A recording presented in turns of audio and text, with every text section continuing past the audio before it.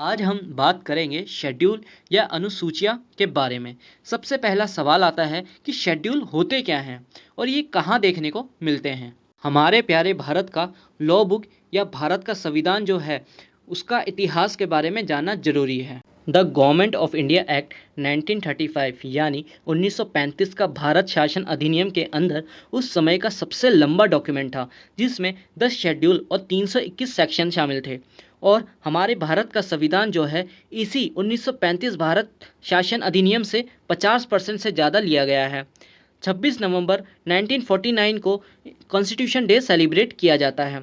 और बात करते हैं आज की समय की कि 12 शेड्यूल शामिल है हमारे संविधान के अंदर। अब हम जानते हैं ट्रिक या निमोनिक क्या है इस शेड्यूल के लिए।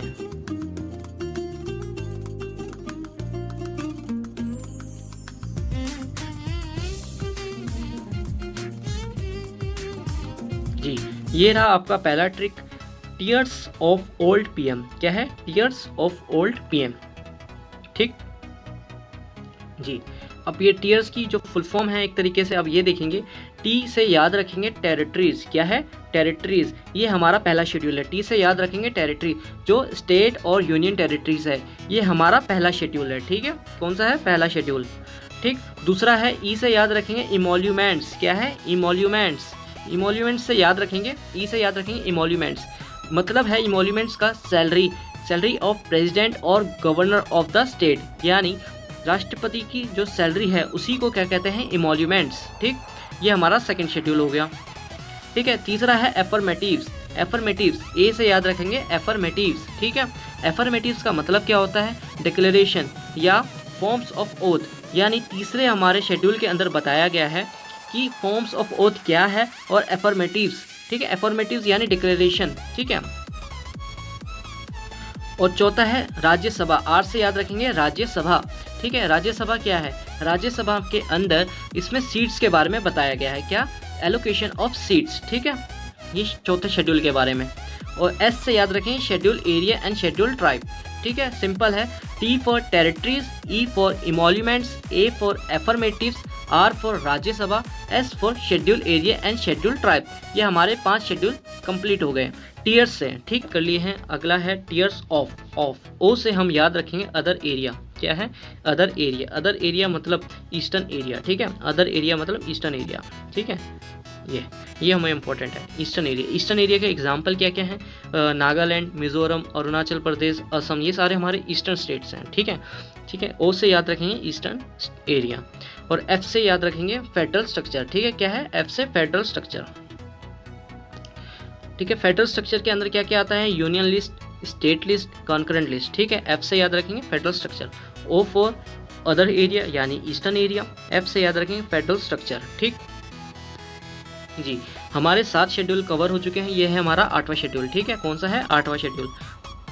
ठीक, 8वां शेड्यूल हमारा क्या बोलता है? ओ से ओल्ड। ओल्ड से पहला है ओ से हम याद रखेंगे ऑफिशियल लैंग्वेज। ठीक है, ऑफिशियल लैंग्वेज के बारे में। ये हमारा 8th शेड्यूल है, 8वां शेड्यूल। ठीक है, एल से याद रखेंगे, ये हमारा 9वां है। ठीक, ये हमारा 9वां है। और ये है लैंड रिफॉर्म के बारे में। किसके बारे में? लैंड रिफॉर्म के बारे में। ठीक है, ओ हो गया ओल्ड ऑफिशियल लैंग्वेज, एल हो गया लैंड रिफॉर्म, डी से हो गया डिफेक्शन लॉ। ठीक है, डी से क्या याद रखेंगे? Defection law.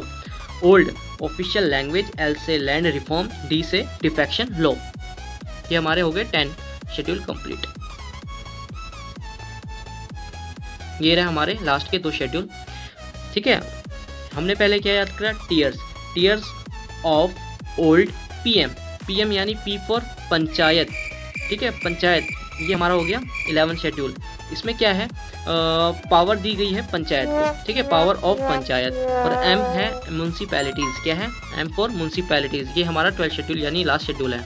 ठीक है, इसके अंदर बताया गया है पावर ऑफ म्यूनसिपैलिटीज़ यानी म्यूनसिपैलिटीज़ के शक्तियाँ। जी, एक बार हम स्पीड में रिवाइज कर लेते हैं।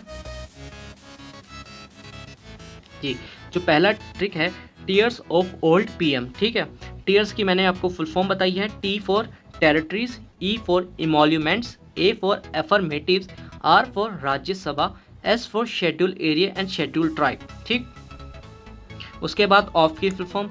ओ से अदर एरिया या ईस्टर्न एरिया, ठीक। एफ से फेडरल स्ट्रक्चर, यानी फेडरल स्ट्रक्चर के अंदर क्या क्या है, union list, state list, concurrent list, ठीक।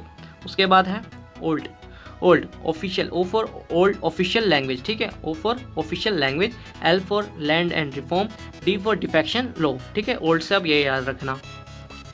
फिर लास्ट है PM, P for panchayat, M for municipalities, ठीक। तो फ्रेंड्स ये थे आपके गजब से ट्रिक। और हाँ, ज़रूरी बात कि आप इसको वीडियो को दोबारा देखिएगा, क्योंकि ये आपको एक बारी में याद तो रहेंगे नहीं, तो स्क्रीनशॉट ना लीजिएगा, आप इसको एक बार दोबारा देखिए और पेन और पेपर के साथ बैठिएगा और इसको लिख लीजिए, और डेली 3-4 दिन बाद इसको रिवाइज ज़रूर कीजिएगा, ठीक है। और वीडियो में पूरा एंड तक देखने के लिए thank you so much friends. और वीडियो को ऐसे ही आप वीडियो देखने के लिए प्रेस बेल आइकन, ठीक है, जो भी करते हैं वो आप कर ही देंगे। चलिए बाय।